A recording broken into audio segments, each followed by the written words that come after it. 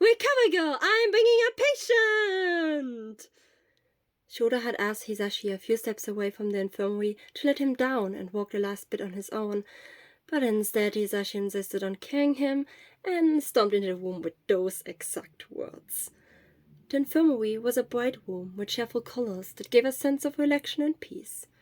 Inside was a lady of perhaps 50 or 60, who looked surprisingly well preserved despite her greyish hair and small stature. For some reason, Shouta was sure that she would still look the same 15 years later, perhaps just with a walking stick and a few more wrinkles. The elderly lady turned to face them, her long smock dragging across the marble floor as she walked towards them. "Who have we got here? Why don't you put him on the free bed over there? I'll be right there for you.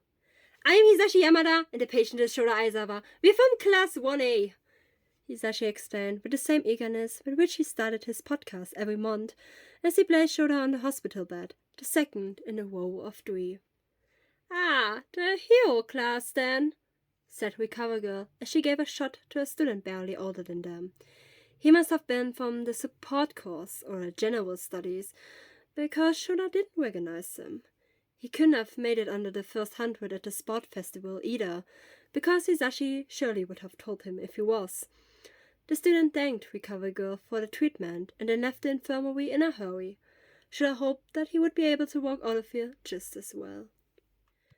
Recover Girl disposed of the Zyron in a plastic bag and turned her attention to them. Up close, she looked even wiser and more experienced than expected, and from her shiny skin and fine dimples, it was clear that she had been a pretty woman in her prime, would smile a lot. Although she had probably seen more suffering than a 15-year-old could imagine. "What exactly happened?" she inquired. Shouta opened his mouth to answer, but waited a moment. Yes, as expected, Hisashi did the talking for him without prompting. The words gushed out of Hisashi like water in free fall. "Well, Shouta collapsed in class, even before that he seemed a bit tired and out of it, and then this happened, bang, and his head hit the table, and we all like, whoa, and I immediately rushed over and took care of him, calling his name, shaking him until he came round, and he has a high fever and..." A shaking stopped Hisashi's rapid speech. It gave Recover Girl a moment to recover from the input and regain her composure. The smile on her full lips resembled that of a grandmother, who made everything she sound reassuring. "Just a little aftershock. Don't worry. I'll have a look at it, even though I already have a hunch what it might be." "Oh, really?" Hisashi sounded more surprised than Shouta was, mostly because Shouta felt so incredibly tired that even the aftershock left him unimpressed. "Oh, and his quirk is out of control, if that's important." Recover Girl narrowed her eyes. "Oh, it is? What exactly is his quirk?" "It's called erasure. When he sets his sights on an opponent, the quirk gets cancelled until he blinks. Also..." Hisashi's voice died. Shouta blinked tiredly. When he opened his eyes, Hisashi looked over at him. "Yeah, annoying." Shouta grumbled, not really apologetically. His voice was thin, almost fading. That was probably enough to make Hisashi pity him. "I see. Thanks for the demonstration, but it would be better if you didn't use your quirk for now. At least not willingly," Recover Girl said, breaking the intense eye contact. Shouta took note of her words with a half-hearted grumble. Whatever. He was tired. So tired that he had worse mood swings than a math teacher before his first cup of coffee and after a particularly nasty night of grading. "Well, if you don't need me here anymore, I'm going back to class." Hisashi spoke, sauntering towards the door as words brought him to a halt midway. Shouta couldn't believe he was the one saying them. His voice sounded so different, so vulnerable, but the pain in his throat made it unmistakably clear that he had voiced them. "Stay, Hisashi. Please stay." He repeated them.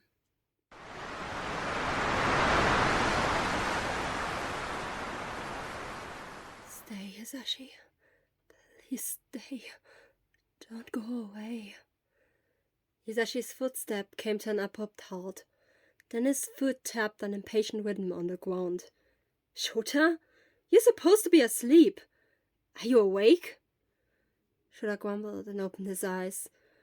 The shock that he was no longer in the infirmary, but in his sleeping bag on the floor of the classroom, faded with the fatigue that still weighed crushingly on him.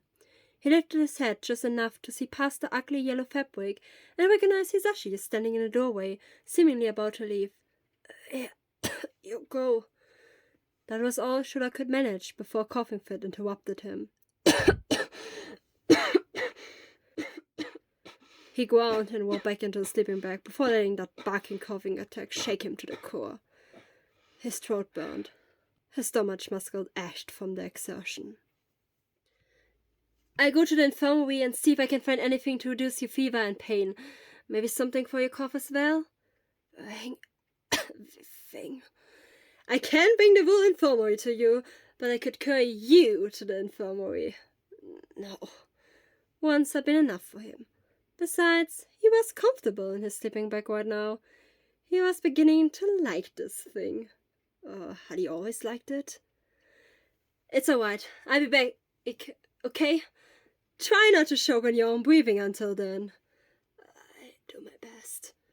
Even if he felt like he was more deaf than alive.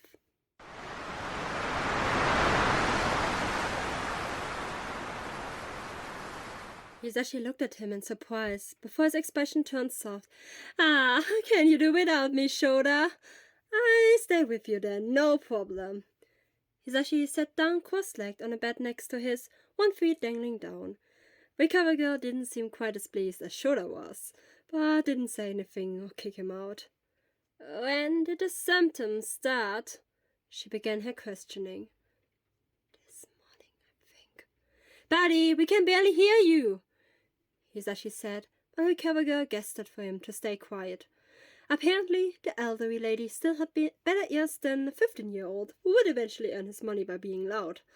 Still, Shouta made an effort to speak more clearly, raising his tired voice above a whisper.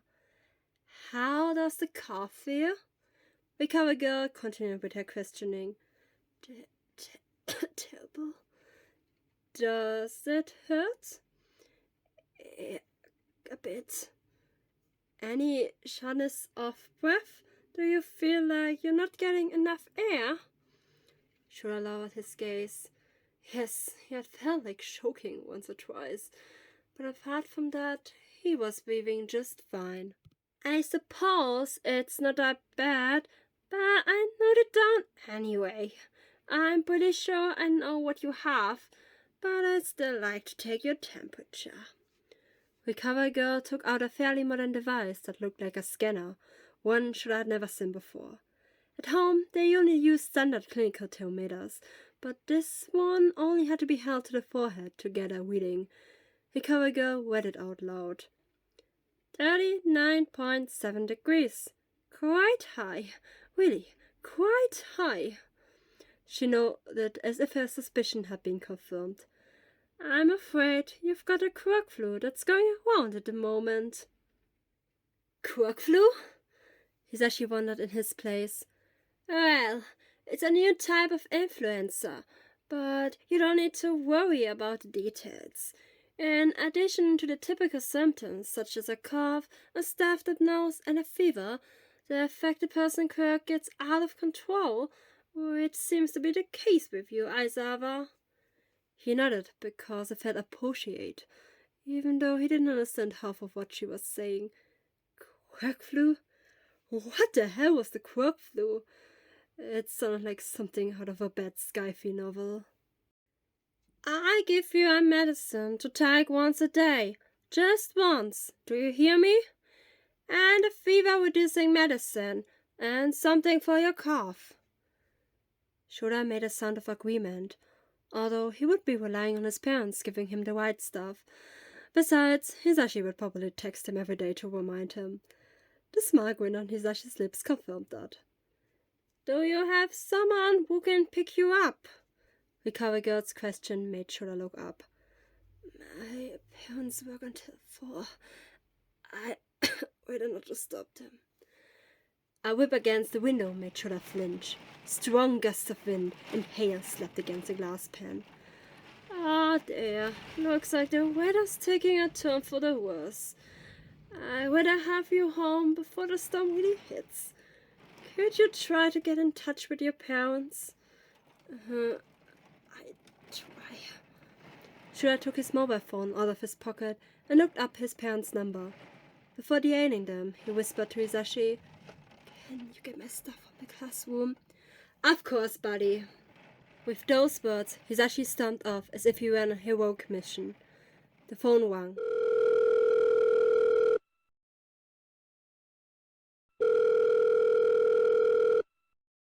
No one answered. He hung up. They probably in a conference where they switch off their mobiles. Recovery girl nodded. Then of course you can stay here. Can you try again in an hour? Oh wait, give me their numbers and I call for you later. Shouta had written down the number. Just as she finished, Hisashi came back with his bag and put it down next to the bed. And did you get through to anyone? Shouta shook his head. Oh damn, but surely they're just busy. I know. I staying here then? Shouta nodded. If that's the case, then I stay here too. Hisashi was about to drop back onto the bed when the cover girl gave him a friendly, if stern look. Don't you have any lessons, Yamada? Oh, I've always missed half history anyway, and these few minutes won't make a difference. Besides, it's almost lunchtime. Alright, but after the break you go back to your lesson. Is that clear? Also, recovery girl walked over to a tall medicine cabinet and pulled out a juice.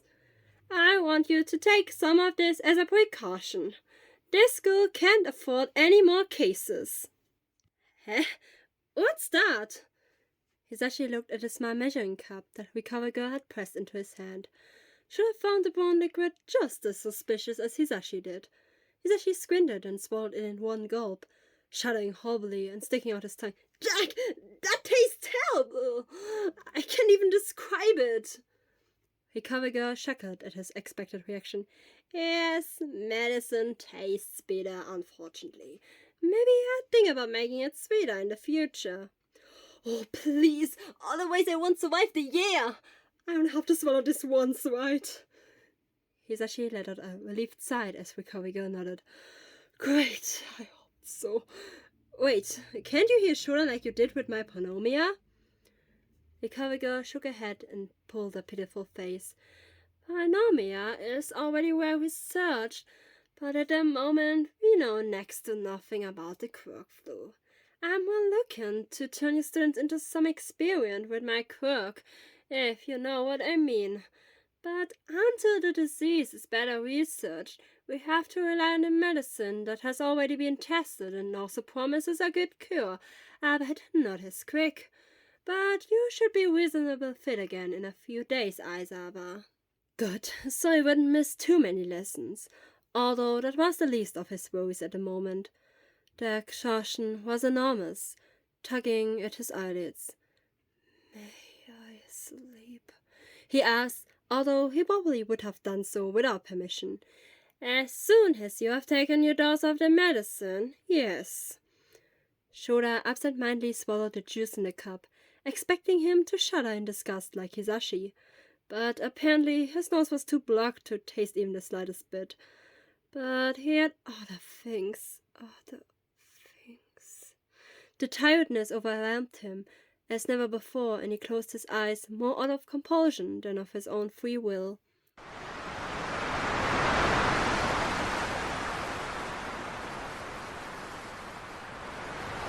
Shouta opened his mouth when he noticed a movement nearby. Hisashi knelt down next to him and put down an armful of medication. Then he rummaged through the packs for the attached notes, flipped through them and read them carefully, replacing his sunglasses with simple glasses. Shouta watched him with half-opened eyes, but his cough finally gave away that he was awake. Hisashi dropped the packet in his hand in shock. Shouta! Shouta blinked in response. Good thing you're awake. Let me take your temperature. Hisashi pulled one of these fever scanners out of nowhere, the same one that Recovery Girl had just used back then. Had Hisashi stolen it from the infirmary? And why did he know how to use it? The application had looked complicated to Shouta, even if you only had to press one button, and why was he even bothering? Teachers probably knew how to handle that stuff. Less than a minute later, Hisashi looked at the display, which was showing something, because Hisashi reacted accordingly. His red expression and horrified gasp suggested that something was wrong. So, asked Shouta cautiously. Hisashi said nothing. Damn, if Hisashi didn't say anything, it worried him. Hisashi ran a hand through his hair tensely, one of his strands coming loose and falling onto his shoulder. Wow, had his hair grown over time? No, Shouta, focus. Something's definitely not right. Hisashi. Fuck! Hisashi cursed, lowering the scanner. I call an ambulance. Damn, if it doesn't get here in time, Recover Girl is still the best choice, but she won't be back for a few hours. What am I going to do? I need to bring the fever down. As Hisashi mumbled to himself, he was functionally searching into the sea of medicine packs to find the right one. Shouta had never seen Hisashi so losing it. Not back then during the earthquake, and not when... His head hurt, and he couldn't remember. In any case, he had never seen Hisashi so agitated, so restless, so panicked. Was this the stress that came with having 3 jobs at the same time, and a friend who got himself into trouble on a regular basis? Sorry, Shouta mumbled, because he couldn't think of anything better to say in that situation. Hisashi looked up. His expression was frozen between shock, despair, and a small smile. No, Shouta, it's fine. Your fever is just very high. We need to bring it down. I should have reacted sooner. Shouta wanted to say something reassuring, but he couldn't think of anything. The next moment, he forgot that he was the cause of Hisashi's worry. Hisashi... Oh, hi. What? Shouta, it doesn't matter. We just have to lower it. How high? He insisted. Hisashi swallowed audible. Over 40. Shouta raised an eyebrow. 41.2. Shouta couldn't immediately place the value, but something told him it wasn't good. The exact opposite of good, to be precise. He could at least understand Hisashi's reason for panic. So he thought, maybe. Or not. Hisashi noticed immediately. Shouta, do you know what that means? Shouta indicated a head shake. It means... Hisashi discarded his explanation before he really said anything, and instead purposefully reached for a pack. You swallow one of these for now, and we get you out of the warm sleeping bag, and I make you cold compresses, and I write a message to Recover Girl, and I call Nemori to watch over you. Oh, and I make sure you drink something. You're probably dehydrated. It sounded like a list of impossible things coming out of Hisashi's mouth, but as soon as Hisashi had said it, he immediately set to work. Shouta realized what it meant to be a hero. To react even in an emergency, as if your mind wasn't consumed by fear and panic. As if you weren't carrying the huge responsibility for a human life on your shoulders. As if you weren't pumped on adrenaline and about to flee the scene like your instinct told you to. Shouta respected Hisashi for not running away and abandoning him, even if he couldn't remember the thought the next moment. Were the gaps in his memory caused by the high fever? He didn't know. He knew next to nothing. I should call it a miracle you're still conscious and minimum responding, Hisashi said suddenly. He handed him a glass of water and a white worn tablet. Can you take this? Do you need help? Shouta could not tell Hisashi that he was walking in a kind of dream, that he no longer perceived any of this as real. He felt like an empty shell animated by a ghost from the past. He reached for the glass in his mind, but his real hand didn't even twitch. Desperately, he looked up at Hisashi. Don't worry, we'll manage, Hisashi said with such a strong determination that it sent shivers down Shouta's spine. Hisashi helped him out of his sleeping bag and set him up using only his own strength. Shouta leaned against him, panting heavily and struggling to stay conscious. Hisashi pushed a tablet into his mouth and gently forced him to swallow. Then he made him swallow water. Shouta had no idea whether it was him who swallowed, or whether Hisashi used a method to make him do so. Meanwhile, he called someone with his phone lying next to him on speaker. A female voice answered, sounding remotely familiar. Yeah? What's up, Sashi? Nemui, I need you here. Just come to the 1A classroom as fast as you can. 1A?